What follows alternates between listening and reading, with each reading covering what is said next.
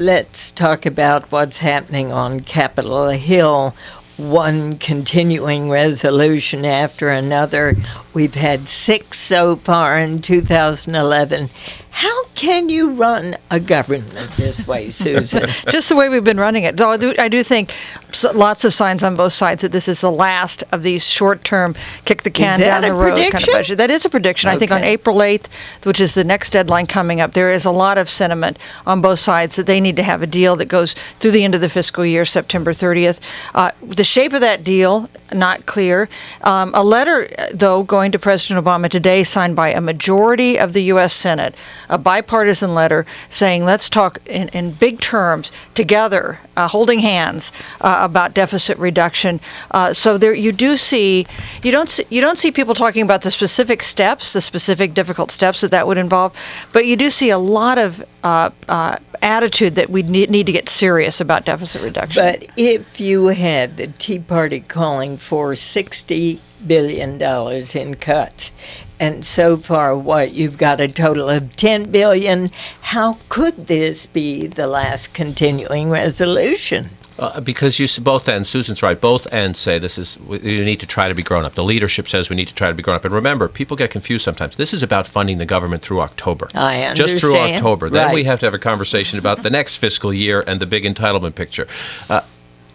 They have decided this is no way to run a railroad, and the leadership and the White House, both Democrats and Republican leadership, said we have to do it this time. However, I think you make a great point, because the dichotomy between the House and the Senate is striking. This bipartisan group of senators send a letter saying, all right, let's try to be grown up here. Let's sit down. You've had a very few, but a few Republican senators say, I don't want tax increases, but I'm open to tax increases if it's the only way to get a big picture deal. In the House, they say, no way, cut more, no taxes, cut more. John King of CNN. You're listening to the Diane Rehm Show. Well, there's also this very interesting phenomenon in the latest vote in the House, which is that 54 conservative Republicans defected. In other words, the Republican leadership said, we really need to extend spending for 3 more weeks. We're going to cut $6 billion during that 3 weeks, but we need to give ourselves breathing room to reach a deal. Well, more than 50 of the Republicans said, no, that's not cutting enough. We need to do more, and they voted against their own leadership. And I think the big question, everybody wants a deal. Nobody wants the government to shut down. But can John Boehner influence his conservative and freshman members? And, the way this used to work is Democrats and Republicans would sit down in a room, they'd work out a deal, and they'd go back and essentially enforce that deal on their own troops. And the question of whether or not John Boehner wants to or can enforce a deal on his own troops is going to be a big one. So I think there's a possibility, even though my guess is there will be a deal, there's a possibility that there'll be a rebellion on the right in the House, and that could create a real obstacle. And, of course, you've got next week Congress is off. Mm-hmm. They've got to get this done by when?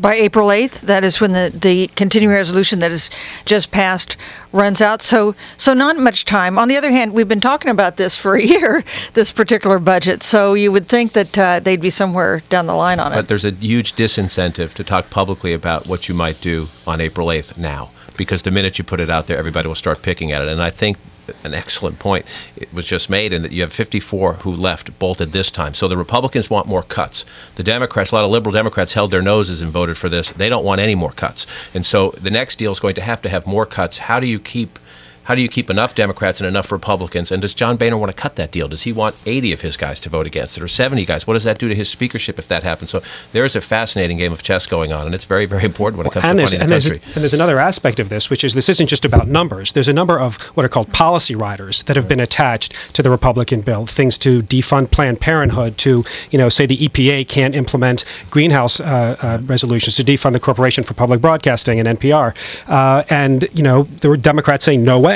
And the Republicans say, absolutely, we need these. So in addition to a fight over numbers, and sometimes you can split the difference over numbers, it's a little bit of a trickier task to deal with these policy issues. Just to mention the debate that took place yesterday on the floor of the House on NPR, President Obama has not said he would veto such a measure if it came to him.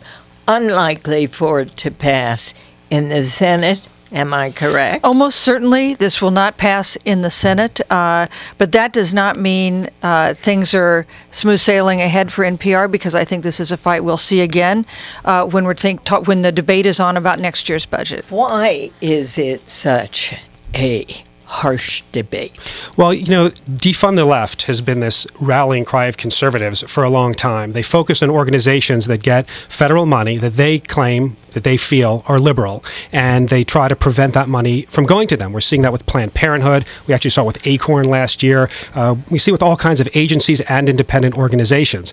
And so that's something that I think NPR has become a part of. The debate, I think it was yesterday on the House, was kind of lively. You had, Democrats, one Democrat proposed defunding Fox, as sort of a counterpoint, that military commercials shouldn't run on Fox. And then Anthony Weiner, a congressman from New York, got up with a big picture of Tom and Ray, the hosts of Car Talk, and said, the Republicans have found the real problem with America. It's not the economy, it's Car Talk. And so this debate got very emotional because we're not really talking about the money. We're not talking about the funds that go to NPR and the Corporation for Public Broadcasting. We're talking about cultural, social issues. And I think that's why this has become so emotional. Meanwhile, there was a California Congresswoman, Democrat Anna Eshoo, who said, our country faces threats, but Car Talk is hardly one of them, and neither is Diane Rehm. Thank you. I appreciate that. You're not a threat to the nation. Your point about the president is very important, though, because in the end, there's going to have to be a grand deal. And if the president is keeping his cards. If John Boehner comes in and says, look, there aren't enough cuts here, my conservatives are mad, I need NPR, the president's going to say, I need this. Could it be a trading card in a grand deal? That's why you listen to everything the president says right now. Absolutely.